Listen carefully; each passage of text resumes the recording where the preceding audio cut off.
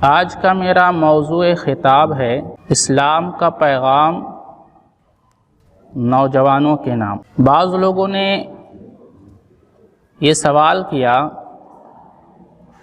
کہ کیا یہ پیغام صرف نوجوانوں کے لیے ہے؟ جواب اس کا یہ ہے، بطور خاص یہ پیغام نوجوانوں کے لیے ہے اور بطور عام یہ پیغام تمام انسانوں کے لیے، تمام لوگوں کے لیے ہے۔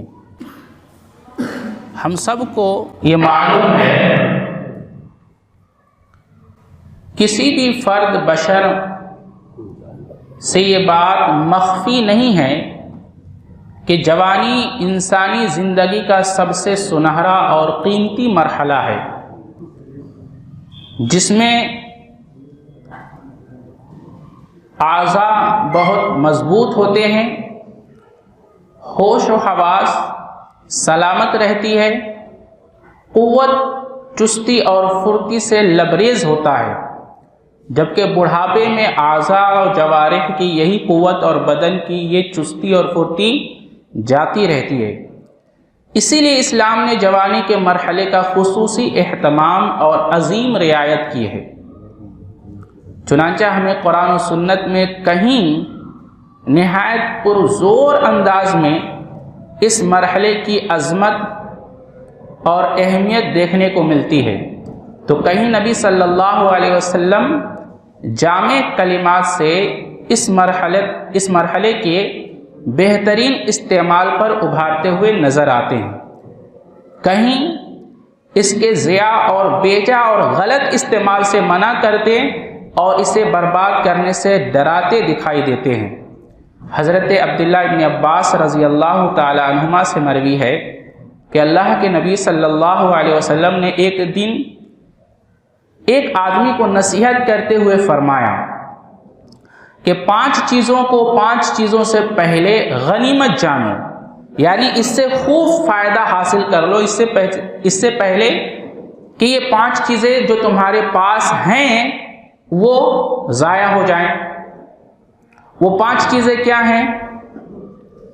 جوانی کا بڑھاپے سے پہلے، ہمارے پاس جو جوانی ہے اس کو بوڑھے ہونے سے پہلے، بڑھاپے سے پہلے غنیمت جانا جائے۔ غنیمت سے مطلب یہ ہے کہ اس جوانی کا ہر لمحہ اللہ کے لیے اور اللہ کے دین کے لیے وقف کیا جائے۔ اللہ تبارک و تعالیٰ نے فرمایا، قُلْ إِنَّ صَلَاتِي وَنُسُكِي وَمَحْيَايَ وَمَمَاتِي لِلَّهِ رَبِّ الْعَالَمِينَ۔ اے نبی آپ کہہ دیجئے کہ میری نماز، میری قربانی، میری زندگی اور میری موت سب رب العالمین کے لیے ہے، اللہ کے لیے ہے۔ تو انسان کی جو زندگی ہے اور زندگی میں خاص مرحلہ جو جوانی کا آتا ہے، یہ خاص اللہ کے لیے ہونی چاہیے، کیونکہ ہماری اس زندگی کا مقصد ہی اللہ کے دین کی سربلندی اور اللہ کی رضا ہے۔ اس لیے اپنی جوانی کو بڑھاپے سے پہلے غنیمت جانو، اس سے خوب فائدہ حاصل کر لو۔ نمبر 2 پہ صحت کا، بیماری سے پہلے، جب تک اللہ نے تندرستی اور صحت دی ہے تو بیماری سے پہلے اس کو غنیمت جان لو کہ اس کو اللہ کے دین کے لیے اور اللہ کی رضا کے لیے استعمال میں لاؤ۔ اور نمبر 3، اپنی مالداری کو اپنی فقیری سے پہلے، اپنی غربت سے پہلے۔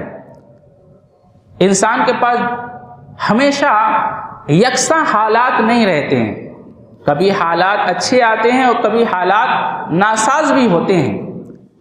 تو جب اللہ تبارک و تعالیٰ فرماتا ہے تمہارے پاس مال آ جائے تو تمہیں چاہیے کہ اس مال کا پورا فائدہ اٹھاؤ، اور اس کا فائدہ کیا ہے کہ اس کو اللہ کے دین کی سربلندی کے لیے اور اللہ کی رضا کے لیے اور اپنی آخرت کی کامیابی کے لیے استعمال کرو۔ تو اپنی مالداری کو اپنی غربت سے پہلے، فقیری سے پہلے غنیمت جانو۔ اور نمبر 4 اپنی فرصت اور فراغت کو اپنی مشغولیت سے پہلے غنیمت جانو۔ انسان کے ساتھ کبھی حالات ایسے ہوتے ہیں کہ فارغ ہوتا ہے، اور کبھی حالات ایسے ہوتے ہیں کہ اس کے پاس وقت نہیں ہوتا، وہ مشغول رہتا ہے۔ تو اپنے فراغت کو اپنی مشغولیت سے پہلے غنیمت جان لو کہ اس وقت کا صحیح استعمال کر لو، اس میں اللہ کے دین کے لیے کچھ کر لو، اور اپنی زندگی کو اپنی موت سے پہلے غنیمت جانو۔ اس حدیث کو امام حاکم نے مستدرک کے اندر ایسے ہی ذکر کیا، حدیث نمبر 7846 پر۔ یہاں بات یہ واضح طور پر جان لینی چاہیے کہ جوانی کا مرحلہ آپ صلی اللہ علیہ وسلم کے فرمان کے مطابق وہ حیاتی کا قبل موتک میں داخل تھا، لیکن اس کی عظمت اور اہمیت کے پیش نظر جناب رسول اللہ صلی اللہ علیہ وسلم نے خصوصی طور پر اسے علیحدہ الگ ذکر فرمایا، اور اس لیے نہایت ہی بیداری کے ساتھ اسے گزارنا چاہیے، اور اس کے تئیں ذرہ برابر بھی غفلت برتنی نہیں چاہیے۔ اس سلسلے میں دوسری روایت ہے حضرت عبداللہ بن مسعود رضی اللہ تعالیٰ عنہ سے مروی ہے، رسول اللہ صلی اللہ علیہ وسلم نے فرمایا کسی بھی آدمی کے قدم اپنے رب کے سامنے سے اس وقت تک نہیں ہٹ سکیں گے، نہیں ہل سکیں گے، یہاں تک کہ اس سے 5 چیزوں کے بارے میں پوچھ لیا جائے۔ نمبر 1 اس کی عمر سے متعلق، اللہ تبارک تعالیٰ نے جو ہمیں عمر دی ہے اس کے بارے میں اللہ تبارک تعالیٰ ہم سے پوچھ کرے گا کہ اس عمر کا کون کون سا لمحہ تم نے اللہ کی عبادت میں گزارا اور کون کون سا لمحہ اللہ کی نافرمانی میں گزاری۔ تو اللہ تعالیٰ کا دیا ہوا یہ عمر ہے، یہ جوانی ہے، یہ صحت ہے، یہ مال ہے، یہ سب کچھ ہے۔ تو اللہ تبارک و تعالیٰ سب سے پہلے ہمیں جو عمر دیا ہے، جس کو جو عمر ملی ہے، اس کے بارے میں اس سے سوال کیا جائے گا کہ اس کو تم نے کہاں گزارا، کہاں لگایا۔ نمبر 1۔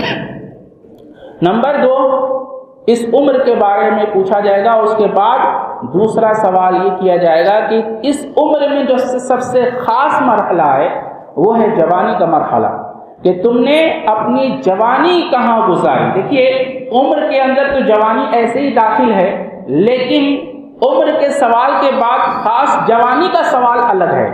اس سے جوانی کی اہمیت کا اندازہ ہوتا ہے کہ اللہ تبارک و تعالیٰ دوسرا سوال یہ کرے گا عمر کے سوال کے بعد کہ تم نے اپنی عمر کا جو جوانی کا مرحلہ تھا اس میں تم نے کیا کیا، اس مرحلے کو کہاں گزارا۔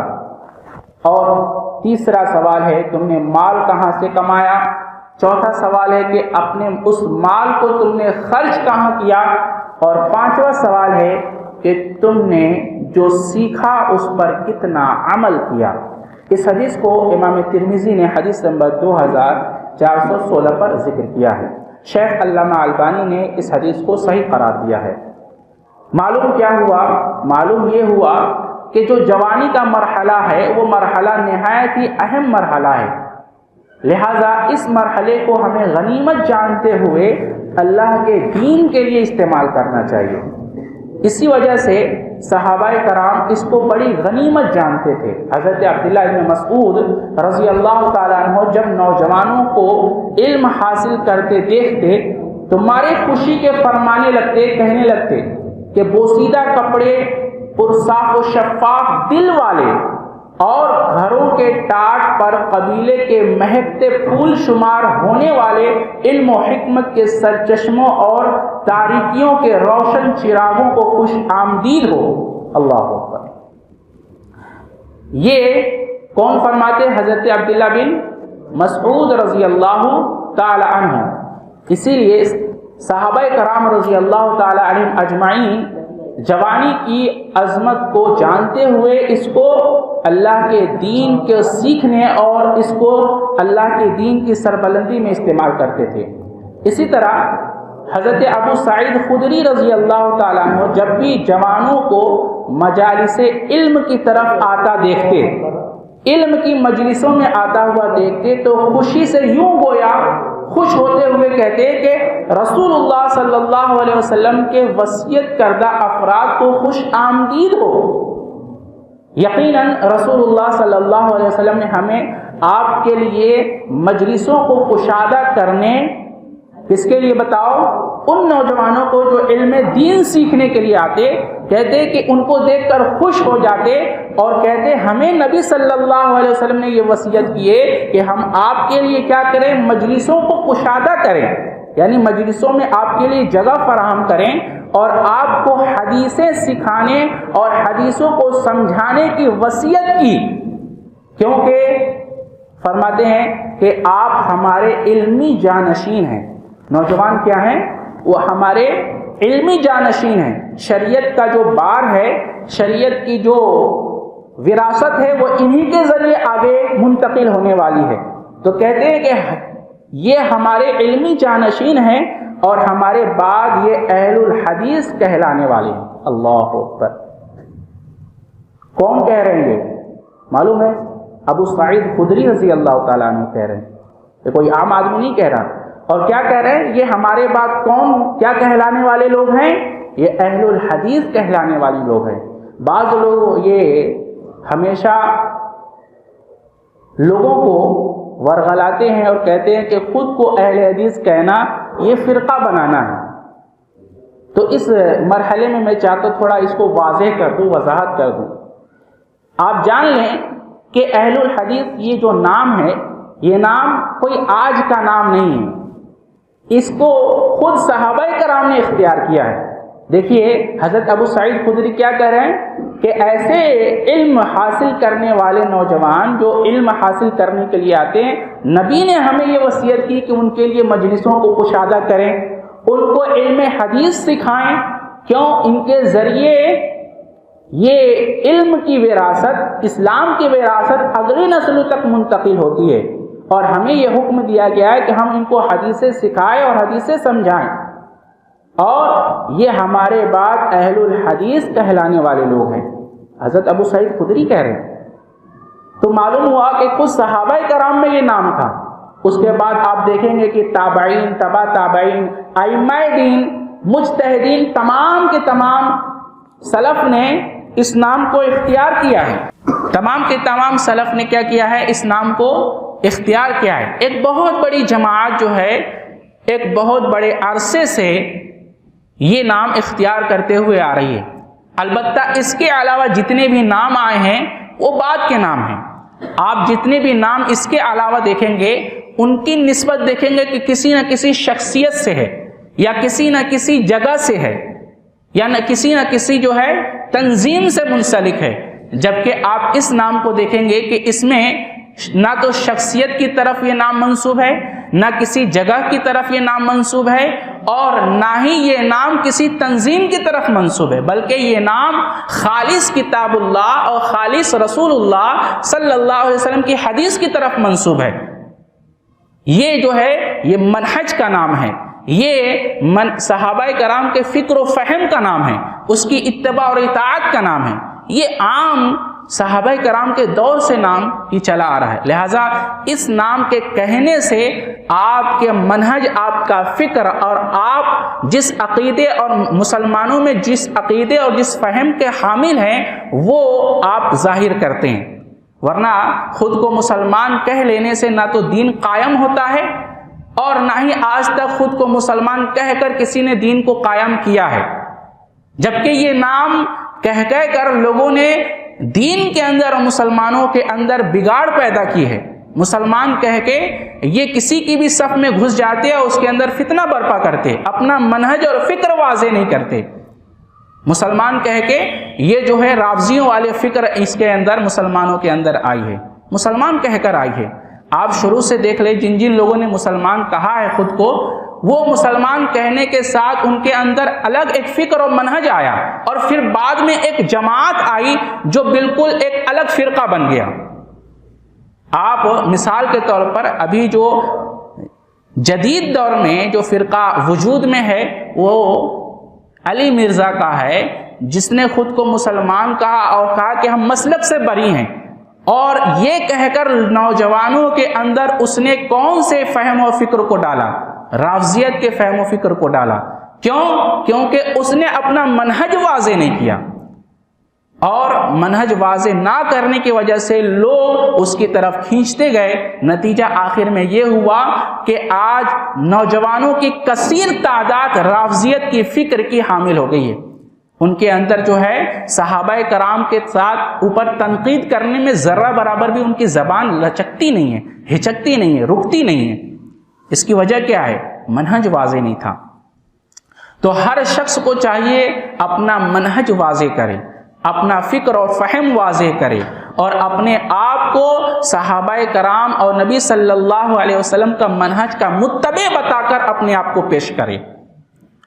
تو یہ تھی نوجوانوں کے سلسلے میں سلف کے تعلق سے ایک اہم وصیت. اس سلسلے میں میں چاہتا ہوں کہ کچھ وصیتیں آپ کے سامنے پیش کروں جو سلف نے اب نوجوانوں کو کی ہے. ابو الاحوص رحمہ اللہ علیہ سے مروی ہے. ابو اسحاق عمر السبعی رحمہ اللہ علیہ کہتے ہیں کہ اے نوجوانوں، اپنی جوانی سے خوب فائدہ اٹھاؤ. مجھے دیکھو کہ شاید ہی مجھ پر کوئی رات ایسی گزرتی ہو جس میں اللہ کے کلام کی میں 1000 کم و بیش آیات کی تلاوت نہ کرتا ہوں، بلکہ میں تو سورہ بقرہ ایک ہی رکعت میں پڑھ جاتا ہوں. اور فرماتے ہیں کہ 4 حرمت والے مہینوں کے روزے میں رکھتا ہوں، اور نیز ماہ کے تین روزے یعنی 13، 14 اور 15 رکھتا ہوں، اور ساتھ میں ہفتے میں 2 روزے پیر اور جمعرات کے بھی رکھتا ہوں. اور پھر آخر میں آپ نے فرمایا وَأَمَّا بِنِعْمَةِ رَبِّكَ فَحَدِّثْ. تو آپ سنتوں کے پابند رہیں اور اپنی نوجوانوں کو یہ وصیت کی کہ تم بھی ان سنتوں کے پابند بنو. اسی طرح حماد ابن زید رحمہ اللہ علیہ کہتے ہیں کہ ہم انس بن ابن سیرین رحمہ اللہ علیہ کی تیمارداری کے لیے گئے تو انہوں نے ہمیں نصیحت کرتے ہوئے کہا اے نوجوانوں، اللہ تعالیٰ سے ڈرو، اللہ تبارک و تعالیٰ کا خوف اپنے دل میں پیدا کرو، اور جن سے حدیثیں تم سیکھتے ہو انہیں خوب اچھی طرح جانچ لیا کرو، اس لیے کہ حدیثیں تمہارا دین ہیں. اللہ اکبر. کون کہہ رہے ہیں؟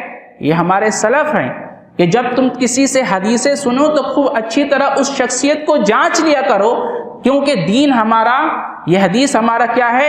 دین ہے. یہ انتہائی عظیم وصیت ہے، کیونکہ طلب علم اور تحصیل حدیث کے لیے نکلنے والے نوجوانوں پر یہ واجب ہے کہ وہ اسے علم میں رسوخ و ثبات، فقاہت اور بصیرت اور تجربہ کار رکھنے والے مشائخ سے سیکھیں، علمی کمال کے ساتھ عمر میں پختگی رکھنے والوں سے علم حاصل کرے، نہ کہ چھٹ بے اور ایرے غیرے اور نتھو خیرے سے علم لینے کی چیز نہیں ہے. نیز انہیں یہ بھی چیک کر لینا چاہیے کہ وہ حدیث اور سنت اور تفسیر اور فقاہت میں کمال رکھنے والوں کے ساتھ ہی اور اپنے منہج کو واضح کرنے والے اور خود کو سنی و سلفی کہنے والے اور نبی صلی اللہ علیہ وسلم اور صحابہ کرام کی منہج کی اتباع کرنے والے علماء سے ہی علم حاصل کریں.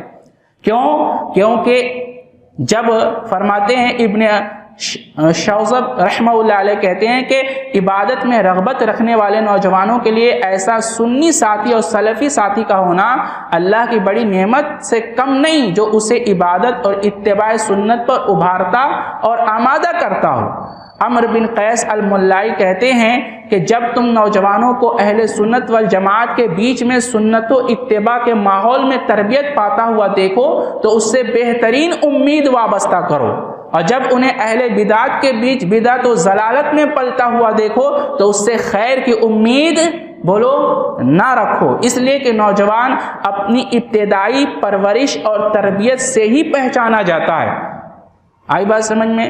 عمر بن قیس رحمہ اللہ علیہ کے قول کے مطابق کہتے ہیں اگر نوجوان اپنی پرورش کے ابتدائی مرحلے میں اہل علم کی صحبت کو ترجیح دے، ایسے جید اور سلفی علماء جو اس کے منہج کو پختہ بناتے ہیں ان کو ترجیح دے تو وہ بہت قوی امکان ہے، بہت مضبوط امکان ہے کہ سلامتی سے وہ ہمکنار ہوگا. اور اگر وہ جہلا کی صحبت اختیار کر لے گا تو یہ بعید نہیں ہے، یہ دور کی بات نہیں کہ وہ ہلاکت سے دوچار ہو جائے گا. آج نوجوانوں کی اکثریت کے فہم و فکر کے اندر جو بگاڑ آئی ہے اس کی ایک وجہ یہ بھی ہے کہ انہوں نے علم دین لینے میں احتیاط نہیں برتی، علم دین سیکھنے میں احتیاط نہیں برتی. آپ سوچئے، آپ کہتے ہیں کہ کسی سے بھی لیا جا سکتا ہے، پھر محدثین نے حدیث لینے میں لوگوں کی جانچ پڑتال کیوں کی ہے؟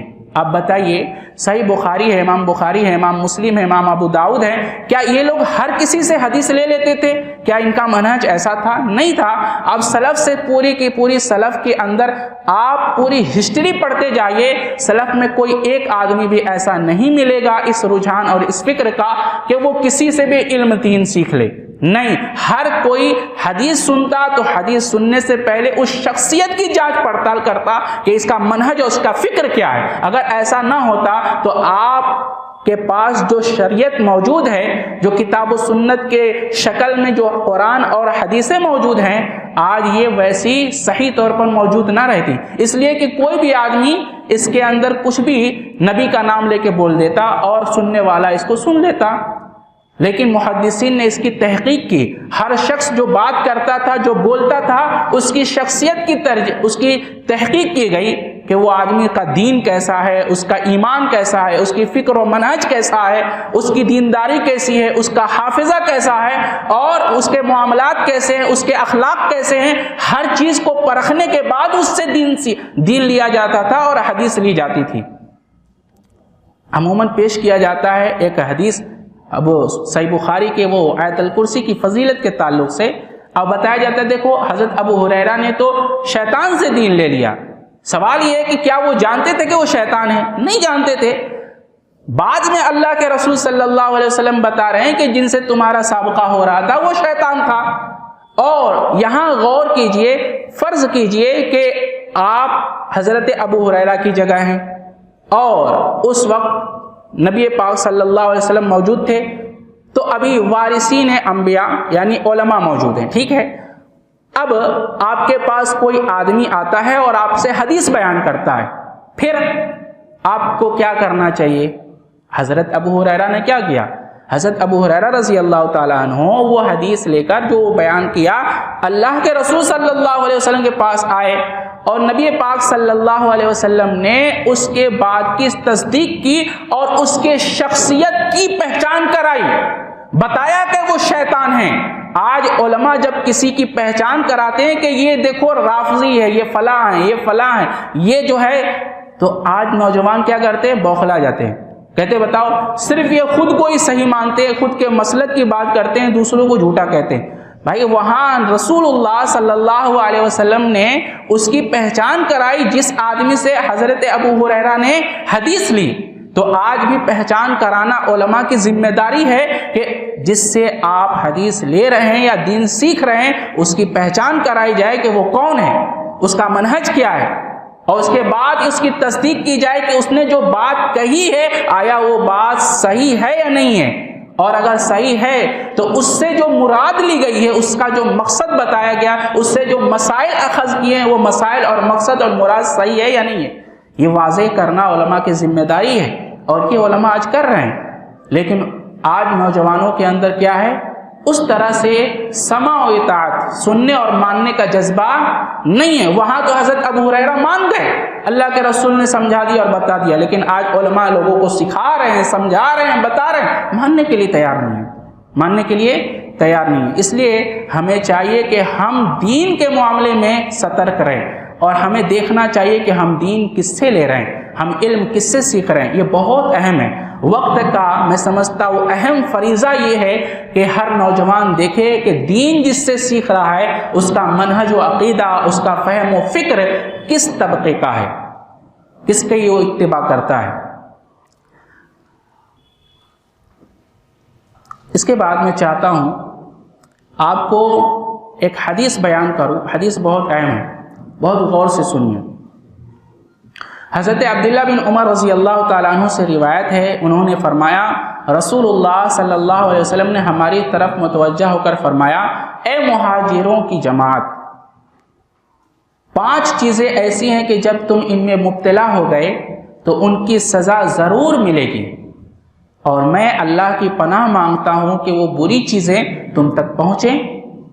جب بھی کسی قوم میں بے حیائی، بدکاری وغیرہ اعلانیہ ہونے لگتی ہیں تو ان میں طاعون اور ایسی بیماری پھیل جاتی ہے جو اس کے گزرے ہوئے بزرگوں میں نہیں پائی جاتی تھی، یعنی ایسی بیماریوں میں مبتلا ہوتے ہیں جو آج سے پہلے نہیں تھا۔ یہ کیوں ہوتا ہے؟ آپ نے دیکھا حدیث کے اندر کہ جب بے حیائی، بدکاری اور اعلانیہ زنا ہوتے. آج یہ ہمارے معاشرے میں زور و شور کے ساتھ ہے، اور ہم میں کا اکثر و بیشتر نوجوان اس میں ملوث ہے. اور بیماری تو پھر اللہ کی پناہ، شاید ہی کوئی گھر ایسا ہو جس کے اندر بیمار موجود نہ ہو. اور ایسی ایسی بیماریاں ہیں جن کا علاج پوری زندگی چل رہا ہے. ایسی بیماریاں پہلے نہیں ہوا کرتی تھیں. تو رسول اللہ صلی اللہ علیہ وسلم نے فرمایا کہ جب زنا اور بے حیائی، بدکاری اعلانیہ ہونے لگتی ہیں، زنا عام ہوتا ہے، تو لوگوں میں ایسی طاعون اور ایسی بیماریاں پھیل جاتی ہیں جو ان کے گزرے ہوئے لوگوں میں نہیں تھیں. جب وہ ناپ تول میں کمی کرتے ہیں تو ان کو قحط سالی، روزگار کی تنگی اور بادشاہ کے ظلم کے ذریعے سزا دی جاتی ہے. اللہ اکبر، کتنی بڑی بات ہے. یہ کس جرم کی سزا دی جاتی ہے؟ جب ناپ تول میں کمی کی جاتی ہے. ناپ تول کی کمی کو سمجھتے ہیں؟ مال لیا پورا اور دام دیا ادھورا، اور جب مال بیچا تو اگلے کو یقین دلایا قسم کھا کر کے یہ مال صحیح ہے، اچھا ہے، لیکن وہ مال تھا خراب.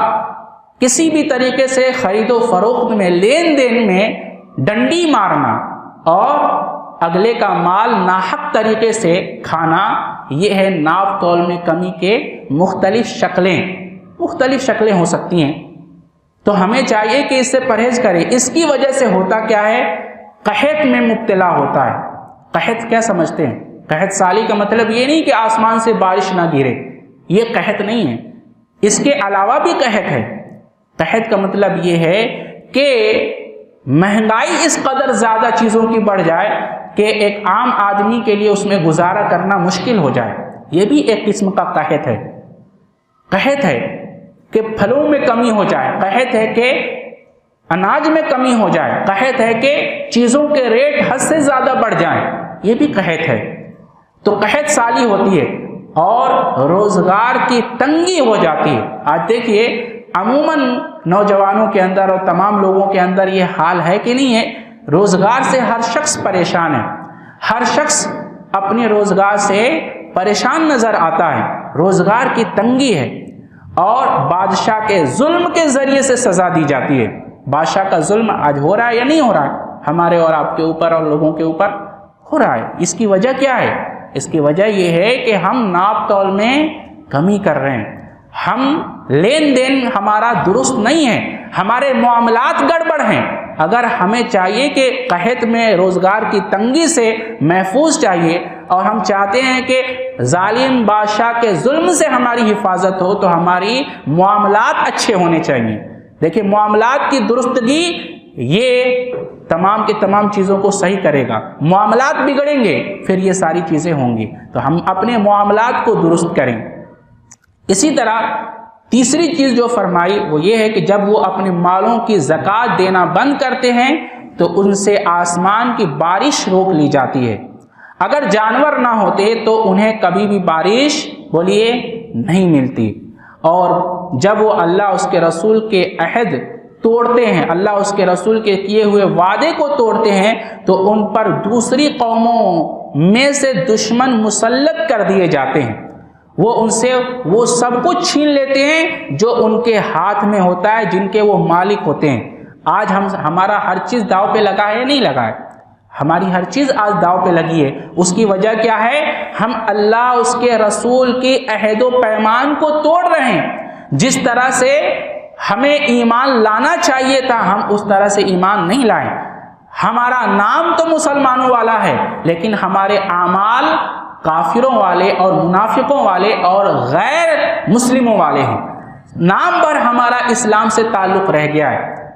تو اس کی وجہ یہ ہے کہ ہم اللہ سے کیے ہوئے عہد و پیمان کو پورا نہیں کر رہے ہیں. اس کی وجہ سے ہمارے اوپر دوسری قومیں مسلط ہو رہی ہیں اور وہ ہماری ہر چیز کو چھین لینا چاہتی ہیں.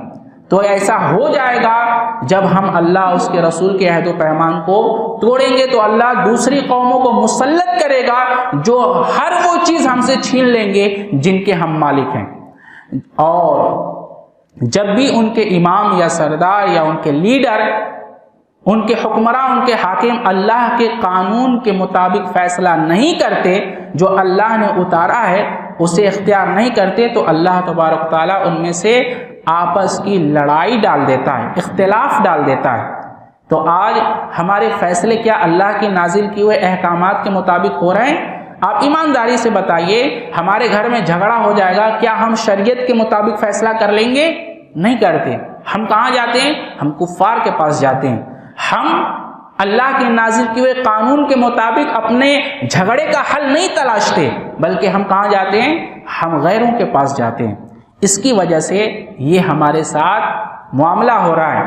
اگر ہم چاہتے ہیں کہ ہم ان تمام کی تمام شر اور فتنے اور تنقی اور ہر قسم کی برائی سے بچے تو ہمیں یہ 5 چیزیں اختیار کرنی ہوں گی۔ اس حدیث کو امام ابن ماجہ نے ابن ماجہ میں حدیث نمبر 4019 پر ذکر کیا ہے۔ اب اس کے بعد ترمذی کی بہت ہی اہم حدیث ہے، 2305 نمبر کی حدیث ہے۔ راوی حضرت ابو ہریرہ رضی اللہ تعالیٰ عنہ ہے۔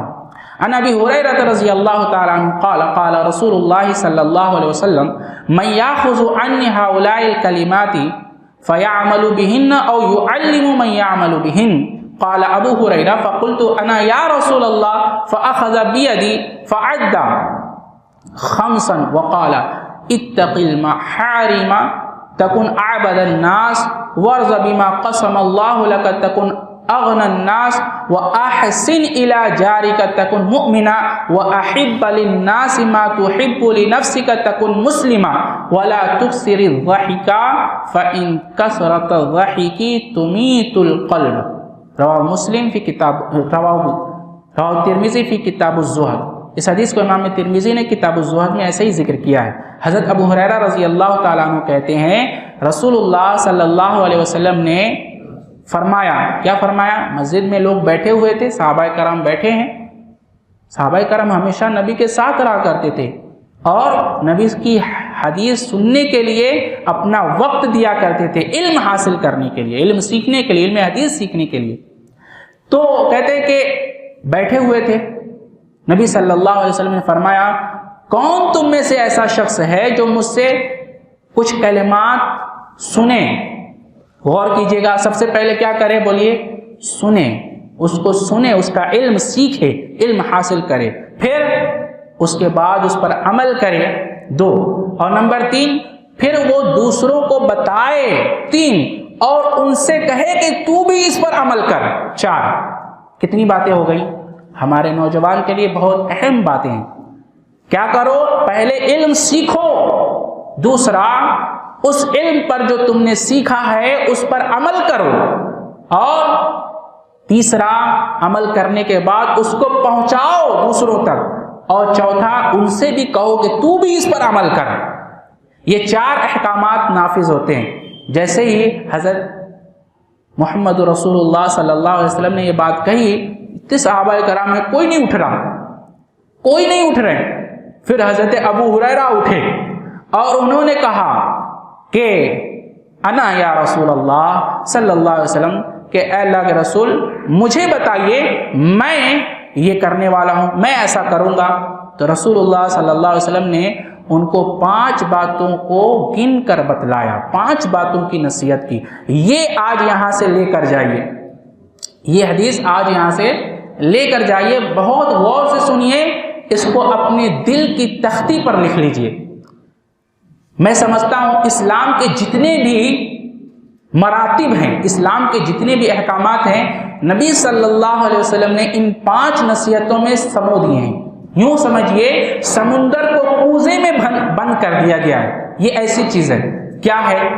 فرماتے ہیں سب سے پہلی چیز رسول اللہ صلی اللہ علیہ وسلم نے فرمایا، کہا کہ تم حرام چیزوں سے بچو، سب لوگوں سے زیادہ عابد ہو جاؤ گے۔ اللہ اکبر۔ عموماً لوگ سمجھتے کیا ہیں؟ لوگ یہ سمجھتے ہیں کہ عابد، متقی، پرہیزگار وہ ہے جو حج پہ حج کرتا ہے، عمرے پہ عمرہ کرتا ہے، جو تسبیحیں گماتا ہے، یا پھر جو نمازوں میں پہلی صف میں کھڑا رہتا ہے، یا پھر جو لوگوں کو خوب دیتا ہے، خوب دن و رات لٹاتا ہے۔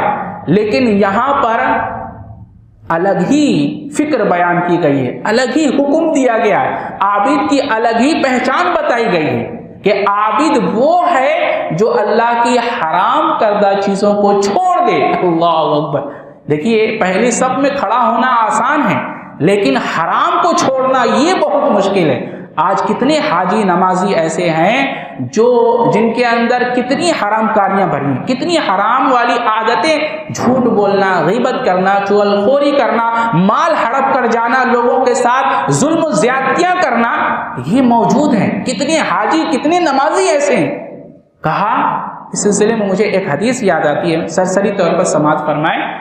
کل قیامت کے دن اسی طرح، وہ بھی روایت حضرت ابو ہریرہ سے ہی ہے، لوگ بیٹھے تھے، ایک دفعہ نبی صلی اللہ علیہ وسلم نے سوال کر لیا کہ بتاؤ کہ تم میں کا مفلس کون ہے، فقیر کون ہے، بھیک منگا کون ہے؟ صحابہ کرام کہتے ہیں یا رسول اللہ جس کے پاس مال نہ ہو، جس کے پاس درہم و دینار نہ ہو، وہ مفلس، وہ بھیک منگا ہے۔ تو رسول اللہ صلی اللہ علیہ وسلم نے فرمایا، کہا کہ میں دنیا میں بھیک منگے کی بات نہیں کر رہا، میں آخرت میں بھیک منگے کی بات کر رہا ہوں۔ آخرت میں کون مفلس ہوگا، کون فقیر ہوگا؟ کہا واللہ اعلم، کہا اللہ اس کے رسول بہتر جانتے ہیں، اللہ و رسول عالم۔ کہا کہ نبی صلی اللہ علیہ وسلم نے کہ میری امت کا فقیر، بھیک منگا آخرت میں وہ شخص ہوگا جس کے پاس نیکیوں کا انبار ہوگا، نیکیاں لے کر آئے گا، نمازیں بھی ہوں گی، روزے بھی ہوں گے، زکوٰۃ بھی ہوں گے، سب ہوگا، ساری چیزیں ہوں گی، پھر لیکن اس نے کسی کو گالی دی ہوگی، کسی کو مارا ہوگا، اور کسی کا مال ہڑپا ہوگا، کسی کے اوپر زیادتی کی ہوگی، تو کیا کیا جائے گا؟ وہاں تو مالک یوم الدین، یوم جزا کے دن کا وہ مالک ہے، عدل و انصاف کیا جائے گا۔ اب وہ تو ننگا دھڑنگا کھڑا ہے، تو اس کے پاس مال تو ہوگا نہیں، پھر اس کی نیکیاں اس کو دے دی جائیں گی، جس کو مارا ہوگا، جس کو گالی دی ہوگی، جس کو تکلیف پہنچائی ہوگی، نیکیاں دے دی جائیں گی۔ اچھا، نیکیاں دینے کے بعد اگر معاملہ سلٹ گیا تو ٹھیک ہے، لیکن اگر اس کے بعد بھی معاملہ درست نہیں ہوا تو پھر اس کے گناہ اس کے اوپر لاد دیے جائیں گے۔ اللہ اکبر، اللہ تعالی ہم سب کی حفاظت فرمائے۔ اس کے گناہ اس کے اوپر لاد دیے جائیں گے۔ بتائیے، اس کی نمازیں، اس کا روزہ، اس کے زکوٰۃ، اس کے حج، اس کے صدقہ و خیرات، یہ سارے کے سارے نیکیاں اس کے پاس اور اس کے گناہ اس کے پاس آ جائیں گے۔ کس وجہ سے؟ حقوق العباد میں بے احتیاطی کرنے کی وجہ سے۔ حقوق العباد، بندوں کا حق بندوں پہ جو ہے وہ پورا کرنا بہت ضروری ہے، اس کو خیال کرنا چاہیے۔ تو حرام کاموں سے جو خود کو بچا لے وہ سب سے بہتر اور سب سے بڑا عابد ہے، متقی وہی ہے جو اپنے آپ کو حرام کاموں سے بچا لے۔ اچھا، سب سے بڑا حرام کام کون سا ہے؟ آپ کو معلوم ہے سب سے بڑا حرام کون سا کام ہے؟ کہ اس سے بڑا حرام کام اور کوئی نہیں ہے۔ وہ حرام کام ہے اللہ کے ساتھ شرک کرنا۔ اللہ تبارک و تعالیٰ نے فرمایا سورۃ الانعام کی آیت نمبر 151 سے آپ پڑھیں، اللہ فرماتا ہے قُلْ تَعَالَوْا أَتْلُ مَا حَرَّمَ رَبُّكُمْ عَلَيْكُمْ أَلَّا تُشْرِكُوا بِهِ شَيْئًا وَبِالْوَالِدَيْنِ إِحْسَانًا۔ اے نبی آپ کہہ دیجئے کہ آؤ میں تمہیں پڑھ کر سناؤں، میں تمہیں بتاؤں کہ تمہارے رب نے تم پر کیا چیزیں حرام کی ہیں، تمہارے لیے کیا تاکیدی حکم دیا ہے۔ کیا دیا ہے؟ اللہ تشرکوا بہ شیئا، گنو۔ سب سے نمبر پہلے 1 پر کیا ہے؟ اللہ کے ساتھ تم کسی بھی شے کو، کسی بھی چیز کو شریک نہ کرو۔ اچھا، شرک کیا ہے یہ جاننا بہت ضروری ہے۔ شرک کسے کہتے ہیں؟ حضرت شداد بن اوس رضی اللہ تعالیٰ عنہ راوی ہیں، کہتے ہیں رسول اللہ صلی اللہ علیہ وسلم فرمایا کہ جس شخص نے نماز پڑھی اور نماز میں دکھاوا کیا اس نے شرک کیا، اور جس شخص نے روزہ رکھا روزے میں دکھاوا کیا اس نے بھی شرک کیا، اور جس شخص نے صدقہ کیا اور صدقے میں دکھاوا کیا اس نے بھی شرک کیا۔ دیکھیے، اعمال تو نیک ہیں لیکن اخلاص نہیں ہے۔ اعمال میں کیا نہیں ہے؟ اخلاص نہیں ہے، تو جو عمل نجات کا سبب تھا وہی عمل بربادی کا سبب ہو گیا۔ جو عمل جنت میں جانے کا سبب تھا وہی عمل جہنم میں جانے کا سبب ہو گیا. کیا نہیں ہونے کی وجہ سے؟ اخلاص نہیں ہونے کی وجہ سے. آپ اگر 2 روپے بھی دیتے ہیں للہ باللہ دیں, اللہ کے لیے دیں, بس اللہ راضی ہو جائے. کوئی ضرورت نہیں ہے کہ آپ 1 لاکھ دیں. اللہ یہ نہیں دیکھتا کہ کون بندہ کتنا دیتا ہے, بلکہ اللہ یہ دیکھتا ہے کہ آپ کتنے میں سے کتنا دیتے ہیں. کوئی آدمی کروڑ پتی 1 لاکھ دے دیا, کیا دیا؟ لیکن کسی آدمی کے پاس جیب میں 10 روپے اور اس نے 10 روپے دے دیا, تو بتائیے یہ عمل کتنا اہم ہے. میں اس کی وضاحت کرتا لیکن میرے پاس وقت نہیں ہے. بہرحال تو یوں سمجھیے کہ سب سے پہلی چیز جو اللہ نے حرام کی ہے وہ یہ ہے کہ اللہ کے ساتھ کسی بھی شے کو شریک کیا جائے. نبی صلی اللہ علیہ وسلم نے فرمایا کہ آدمی اللہ کے ساتھ شریک کرتا ہے حالانکہ اللہ ہی نے اس کو پیدا کیا. کس نے پیدا کیا؟ اللہ ہی نے اس کو پیدا کیا. تو اللہ کے ساتھ شرک نہ کرو. اور ایک شرک کیا ہے؟ انسان اپنی ہوا کی پیروی کرتا ہے, انسان اپنے خواہش کی پیروی کرتا ہے. کس کے مقابلے میں؟ اللہ کے فرائض اور اللہ کے حکم کے مقابلے میں. یہ نفس کی ہوا کی اطاعت, ہوا کی پیروی بھی ایک قسم سے شرک ہے. آئی بات سمجھ میں؟ تو ہوا کی پیروی, اپنی خواہش کی پیروی اللہ کے احکام کے مقابلے میں نہیں چلے گی. اسی طرح سے دوسرا حکم جو اللہ تعالیٰ نے حرام کیا ہے, وَبِالْوَالِدَيْنِ احسانا, کہ تم اپنے والدین کے ساتھ احسان کرو, ان کے ساتھ بدسلوکی نہ کرو, ان کے ساتھ نرمی اور تواضع کے ساتھ پیش آؤ.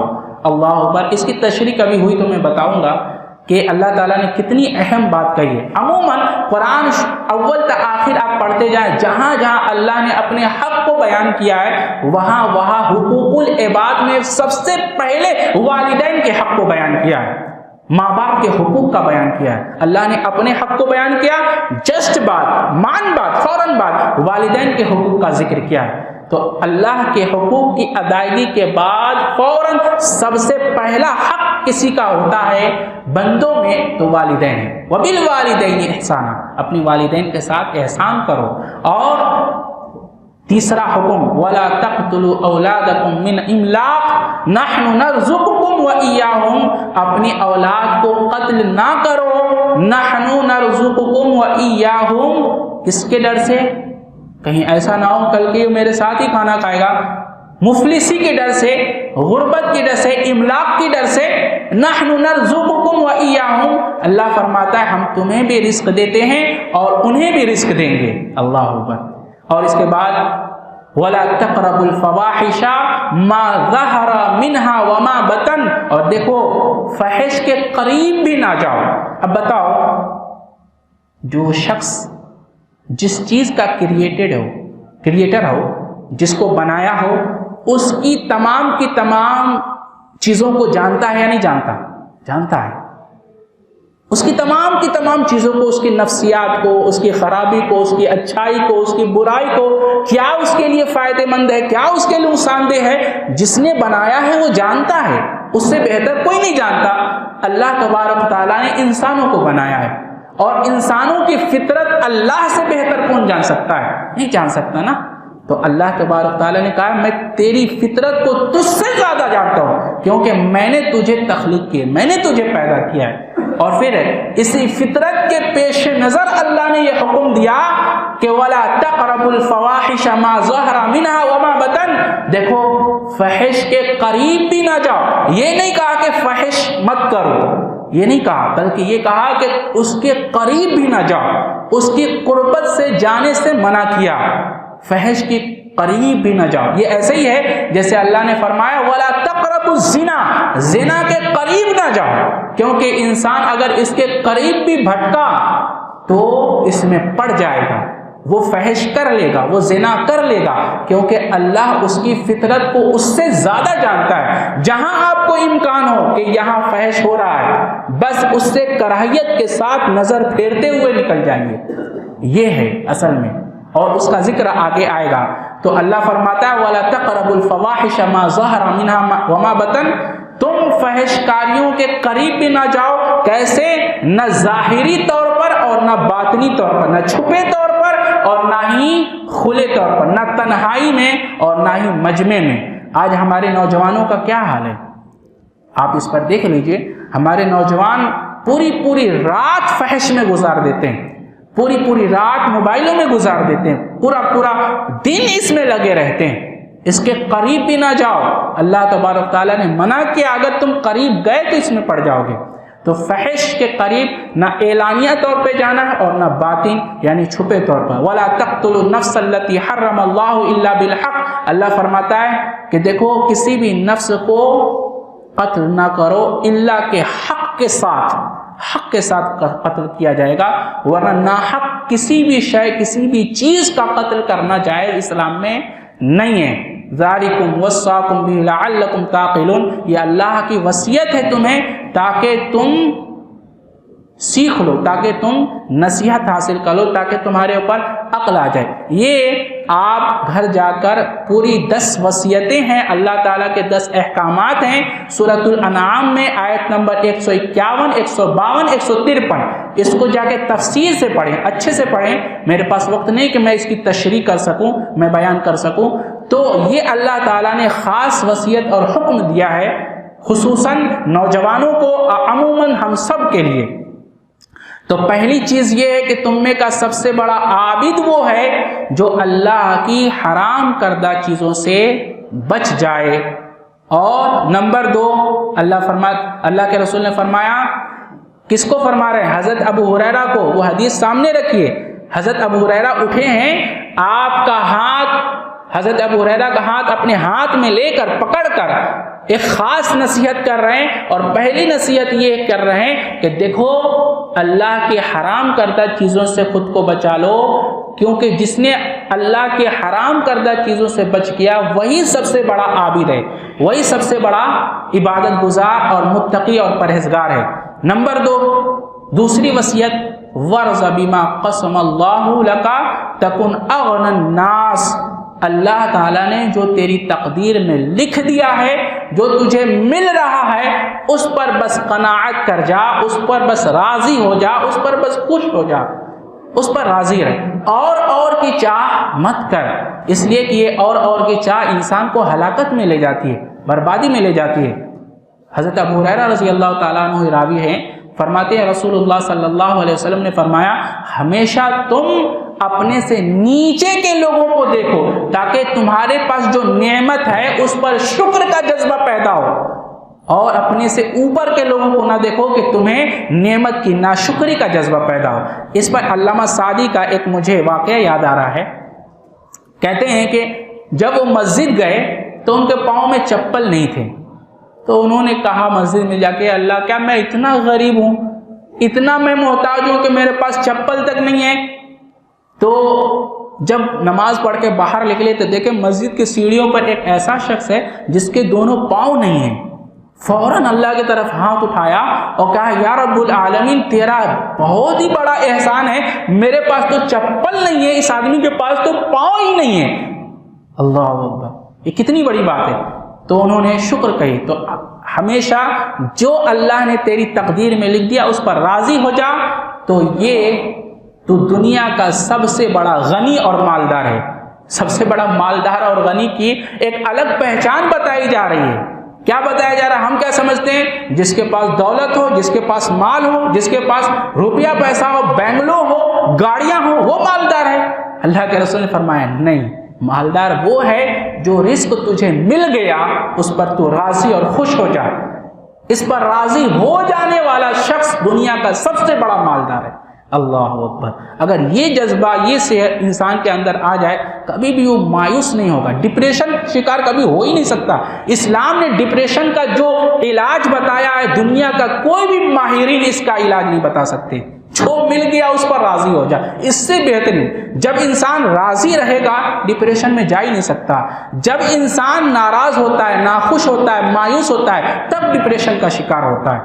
تو دوسری نصیحت یہ ہے کہ تو اللہ تعالیٰ کی دی ہوئی نعمت، دی ہوئے رزق پر، اللہ کے لکھے ہوئے تقدیر پر راضی ہو جا، یہ دوسری نصیحت۔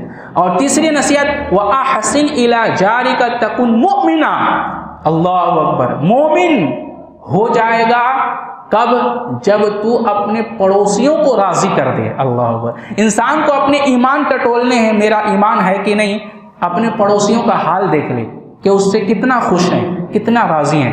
اگر اس کے پڑوسی اس سے خوش ہیں تو وہ مومن ہے، اور اگر اس کے پڑوسی اس سے خوش نہیں ہیں تو وہ مومن بولو نہیں ہے۔ چاہے کتنا وہ حاجی، نمازی، زکاتی، رمضانی کیوں نہ بن جائے، پڑوسی کو خوش کرنے والا آدمی مومن ہے۔ کہا کہ تجھ سے تیرے پڑوسی راضی ہیں تو مومن ہے۔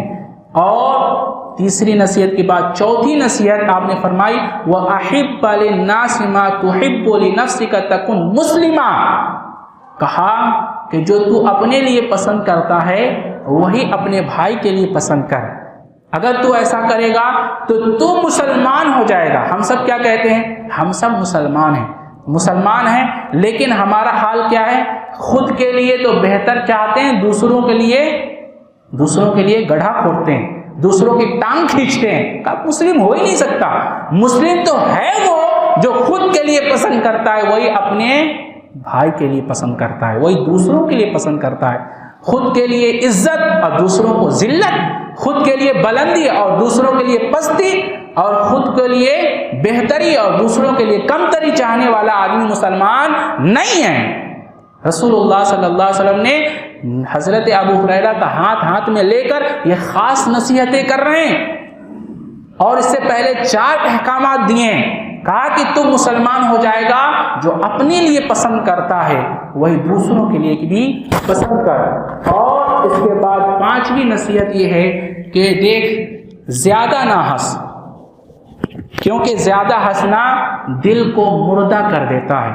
دل کو آج لوگ ہنسنے والے چینلز دیکھ کے کھیلتے رہتے، ہنستے رہتے۔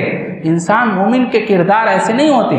مومن ہمیشہ اپنی آخرت کو سامنے رکھتا ہے، اور آخرت کو رکھتے ہوئے، قبر کا منظر رکھتے ہوئے وہ ہمیشہ روتا ہے، اپنے گناہوں پر روتا ہے، ہنستا کم ہے۔ ہنسنے کا انداز صرف مسکرانا ہے، کھلکھلانا نہیں ہے۔ مومن نہیں ایسا ہوتا۔ تو زیادہ نہ ہنس، اس لیے کہ زیادہ ہنسنا کیا کرتا ہے؟ دل کو مردہ کر دیتا ہے۔ یہ 5 نصیحتیں تھیں۔ اسے امام ترمذی میں کتاب الزہد حدیث نمبر 2305 نمبر پر ذکر کیا ہے۔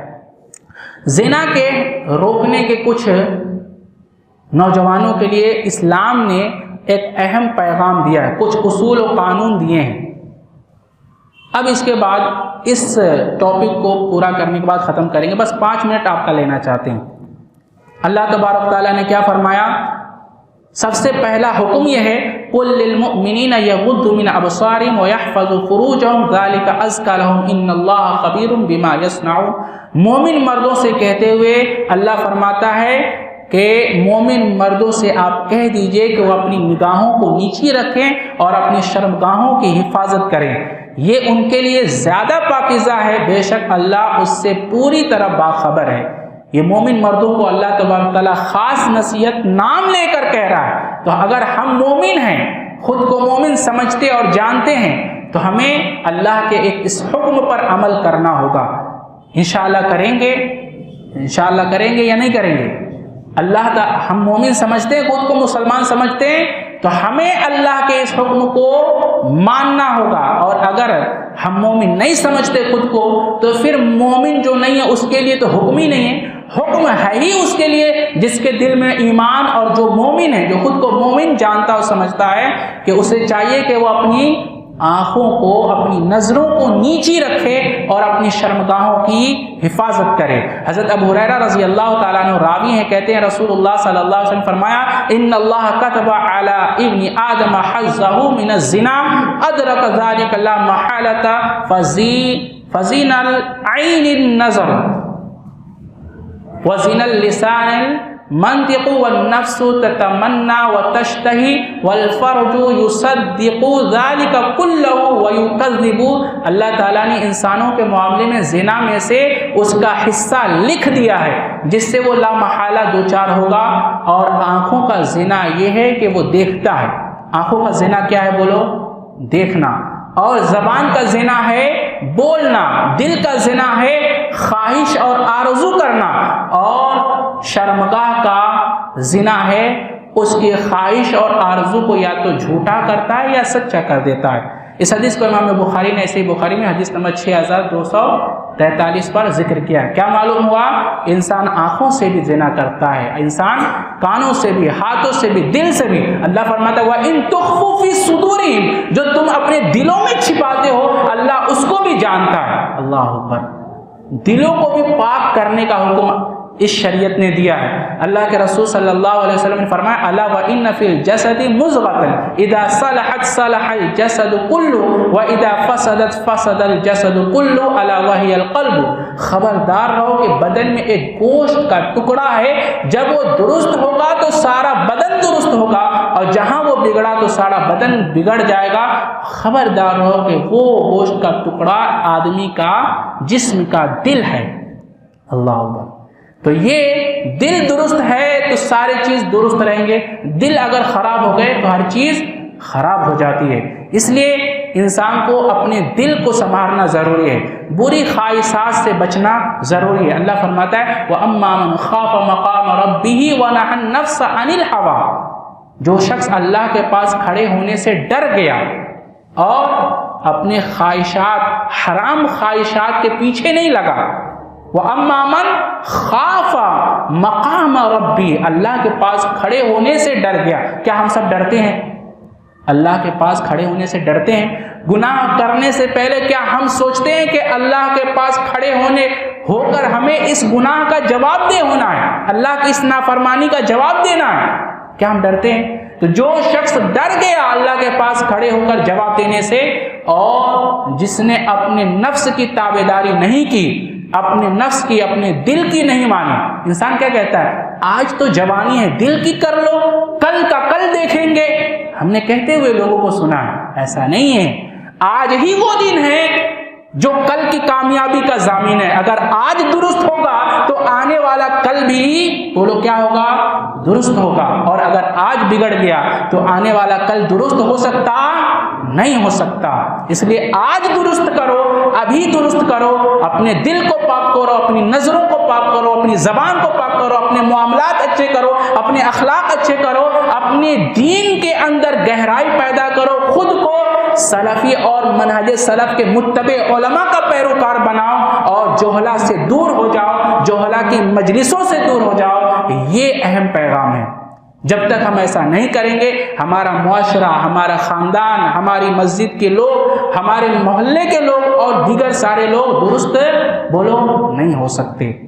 تو ہمارے لیے ضروری ہے کہ ہم اللہ تعالیٰ کی ان تمام احکامات پر عمل کریں. اللہ سے ہم آخر میں دعا گو ہیں یا رب العالمین جو کچھ بھی کہا گیا، جو خطائیں، جو غلطیاں ہوئیں، یا رب العالمین اس کو معاف فرما.